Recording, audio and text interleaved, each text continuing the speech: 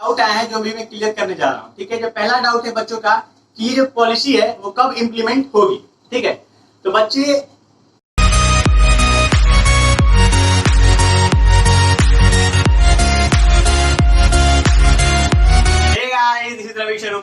Channel. तो आज ये वीडियो है एनईपी 2020 न्यू एजुकेशन पॉलिसी 2020 पे। तो हाँ गाइस, जैसा कि बहुत वीडियो आ चुका है, इस पे 3-4 दिन से वीडियो लगातार आ रहा है, तो मैं आप लोग को अब ये नहीं बताने वाला हूँ कि न्यू एजुकेशन पॉलिसी है क्या। मैंने सारे डाउट्स देखे, ठीक है, मैंने रिसर्च किया इसके बारे में कि क्या क्या आप लोग को डाउट आ रहा है, क्योंकि बहुत सारे वीडियो आ चुका है इस पे। तो आप लोग को अभी भी मन में बहुत सारा डाउट है। आप लोग कमेंट सेक्शन में, हर वीडियो में कमेंट सेक्शन में आप लोग अपना क्वेश्चन पूछते हो जिसके आंसर आप लोग को नहीं मिल पाता है। तो मैंने सारे जो डाउट है आप लोग को उसको एनालाइज किया है। ठीक है, उसके बाद मैं यहाँ पर आप लोग के लिए ये वीडियो लाया हूँ। होप आप लोग के लिए ये वीडियो बहुत यूजफुल हो, आप लोग लास्ट तक देखना। ठीक है गाइस, तो मैं स्टार्ट करता हूँ। अभी थोड़े से 2 मिनट में आपको समझा दूं कि ये पॉलिसी है क्या। तो सबसे पहले मैं आपको बता दूं कि न्यू एजुकेशन पॉलिसी 2020 एनईपी, ठीक है, इसमें क्या किया गया है कि पहले जो हमारा एजुकेशन पॉलिसी था, ठीक है, वो क्या था 10+2। ठीक है, मतलब 10+2 पे चलता था। एक बार 10th में बोर्ड होता था, एक बार 12th में बोर्ड होता था। अब क्या है, ये पॉलिसी हट गई है, अब आ गया है 5+3+3+4। ठीक है, 5+3+3+4। ठीक है, अभी आप लोग इसको देख के कंफ्यूज मत हो जाओ कि ये है क्या आखिर 5+3+3+4। मैं आपको अभी समझा देता हूं कि 5 मतलब है नर्सरी, एलकेजी, यूकेजी 1 और 2। ठीक है, शुरुआती का 5 साल जब बच्चे पढ़ने जाते हैं तो वो शुरुआती का 5 साल है, ये 5 नर्सरी, एलकेजी, यूकेजी 1 और 2। इसको हम लोग बोलेंगे फंडामेंटल कोर्स, ठीक है, या फाउंडेशन कोर्स। अभी नेक्स्ट जब बच्चा 2 के बाद 3 में आता है तो 3, 4, 5 इसके लिए अलग कैटेगरी बटा हुआ है +3। ठीक है, 3, 4, 5।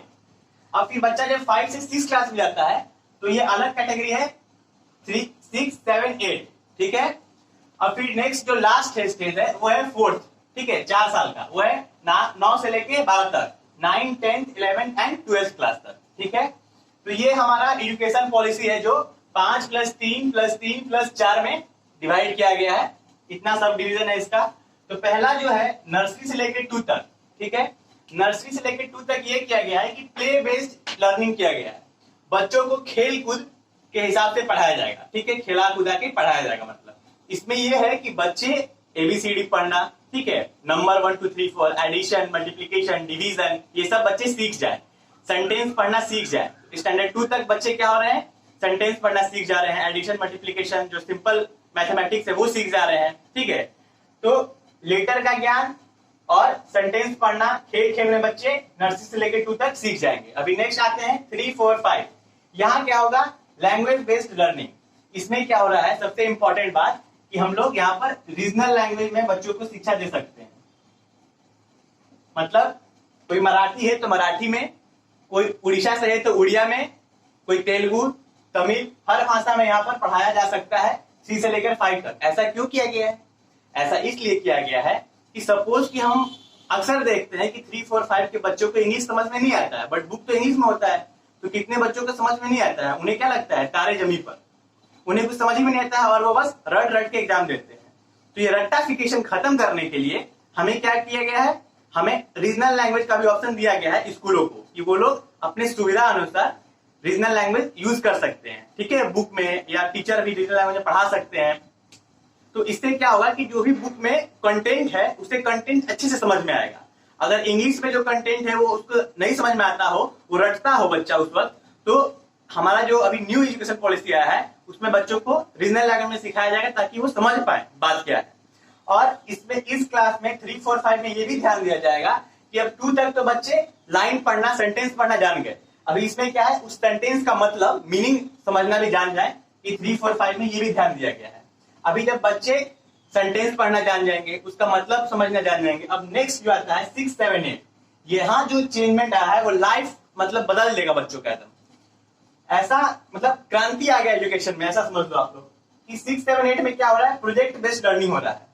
मतलब अब सिर्फ आप लोग का जो रिजल्ट है, ठीक है, आप लोग का जो रिपोर्ट कार्ड है वो बुक पे बेस्ड नहीं है कि आप लोग बुक जो रट लिए, कॉपी में लिखवा दिया गया 4 पन्ना वो रट लिए, वही एग्जाम में लिख दिए।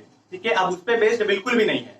अभी ये क्या है, प्रोजेक्ट बेस्ड लर्निंग है। अभी आप लोग को क्या मिलेगा, प्रोजेक्ट मिलेगा, आप लोग इंटर्नशिप करोगे। इसका मतलब ये है कि 6 क्लास में, 7 क्लास में, 8 क्लास में, ये तीनों क्लास में आप लोग को 6 में एक बार, 7 में एक बार और 8 में एक बार आप लोग को इंटर्नशिप दिया जाएगा। और इंटर्नशिप कैसा होगा, तो वो होगा आप लोग का, आप लोग को कारपेंटर के पास जाके 10 दिन के लिए काम करने को बोला जाएगा। आप लोग को जिस फील्ड में इंटरेस्ट हो, चाहे वो कारपेंटर के पास, चाहे वो पेंटर के पास, चाहे वो इलेक्ट्रिशियन के पास, प्लम्बर के पास, कहीं भी किसी भी क्षेत्र में आपको जो अब जमीनी जो नॉलेज है वो आप लोग को मिलेगी। जैसे पहले क्या था, बच्चा इंजीनियरिंग कर गया, लेकिन इंजीनियरिंग के बच्चे या बड़े बड़े बच्चे को भी ये नहीं पता है कि कूलर कैसे ठीक करते हैं, ये नहीं पता है कि फैन कैसे ठीक करते हैं, ठीक है। तो इनफैक्ट बहुत सारे जो बेसिक चीज है वो बच्चों को नहीं आता, क्योंकि वो बच्चे बुकिश नॉलेज से पढ़े हैं और बुकिश नॉलेज से ही वो रट रट के नंबर लाए हैं। तो अब ऐसा जो होता था अब वो नहीं हो पाएगा। क्यों? क्योंकि अब बच्चे प्रोजेक्ट बेस्ड लर्निंग करेंगे, ठीक है, प्रैक्टिकल वो खुद करेंगे जाके, तो वो खुद उनको नॉलेज आएगा। तो जब बच्चा जब 8 क्लास से जब 9th में जाएगा तो उसके पास ये नॉलेज रहेगा जिंदगी भर के लिए कि हाँ, अगर जिस फील्ड में भी वो, जिस एक्टिविटी वो सीखा, उसके पास वो नॉलेज रहेगा हमेशा के लिए, ठीक है। अभी एक और चीज जो 6 से स्टार्ट होगा वो है कोडिंग। कोडिंग का एक बहुत बड़ा इम्पैक्ट पड़ेगा बच्चों पे, कि जैसे बहुत सारे कंप्यूटर साइंस के बच्चे हैं जो कि इंजीनियरिंग कॉलेज में जाके ही पहला बार कोडिंग सीखते हैं, ठीक है। क्योंकि बहुत सारा स्टेट जो गवर्नमेंट होता है वहां पर कॉलेज में 11th-12th में स्कूल्स में पढ़ाया नहीं जाता है कोडिंग, अभी के जो ट्रेडिशनल स्टडी चल रहा है। तो बच्चे जब कॉलेज में जाते हैं तो एक ही बार उनको जब कोडिंग आता है तो वो समझ नहीं पाते हैं और वो अपना पढ़ाई अच्छे से कॉलेज में नहीं कर पाते हैं, इंजीनियरिंग वाले बच्चे। तो अब वैसे बच्चों को यहाँ पर आसान कर दिया गया है कि 6 क्लास से ही जब ये पढ़ाया जाएगा तो आपका इंजीनियरिंग में जब आप जाओगे तो आपका बिल्कुल इजी रहेगा, ठीक है। नेक्स्ट आता है 9th, 10th, 11th, 12th। यहाँ पर क्या है, आपका पहले क्या था, 10th के बाद आपको चूज करना पड़ता था स्ट्रीम, कि आप कौन से स्ट्रीम में जाओगे, आर्ट्स में जाओगे, साइंस में जाओगे, कॉमर्स में जाओगे। अब क्या है, कोई टेंशन नहीं है भाई। अभी आपको फिजिक्स के साथ अकाउंट्स पढ़ना है, अकाउंट्स पढ़ लो, हिस्ट्री पढ़ना है, हिस्ट्री पढ़ लो, हिस्ट्री के साथ मैथ पढ़ना है तो मैथ पढ़ लो। मतलब यहाँ पर बहुत सारा ऑप्शन है आपके पास, जो आपका दिल करे आप पढ़ लो, ठीक है। ऐसा कोई नहीं है फाउंडेशन कि आपको स्ट्रीम चूज करना है। अभी आप बिल्कुल फ्री हो कुछ भी पढ़ने के लिए, तो आप लोग 12th तक आराम से पढ़ सकते हो, जिस भी आपको सब्जेक्ट में इंटरेस्ट है, ठीक है, उस सब्जेक्ट में। तो ये हुआ हमारा 5+3+3+4 का ये सिस्टम, जो आप लोगों को समझ में आ गया होगा, ठीक है। अभी इसके बाद 12th के बाद आप लोग को कॉलेज में जाना है, तो इसके लिए अब ये सिस्टम रखा गया है कि 12th के बाद जब कॉलेज में जाना है तो एक ही टेस्ट होगा, ठीक है, जिसका नाम है कॉमन एप्टीट्यूड टेस्ट। सारे बच्चों का सिर्फ एक ही टेस्ट होगा, इसी टेस्ट के बेसिस पे आपका जो है कॉलेज मिलेगा। पहले क्या था, पहले था कि अगर 12th में आपका कम मार्क्स आ गया तो आपका बड़े बड़े यूनिवर्सिटी में एडमिशन नहीं हो पाएगा, ठीक है, जैसे कि DU हो गया, इलाहाबाद यूनिवर्सिटी हो गया, आपका एडमिशन नहीं हो पाएगा। बट अब क्या है, बच्चों को एक और चांस मिल रहा है। क्या मिल रहा है चांस, कि आप लोग CET कॉमन एप्टीट्यूड टेस्ट के बदौलत अच्छे अच्छे कॉलेज में एडमिशन ले सकते हो, ठीक है। ये हो गया एक बात कॉलेज में एडमिशन लेने के लिए, ठीक है।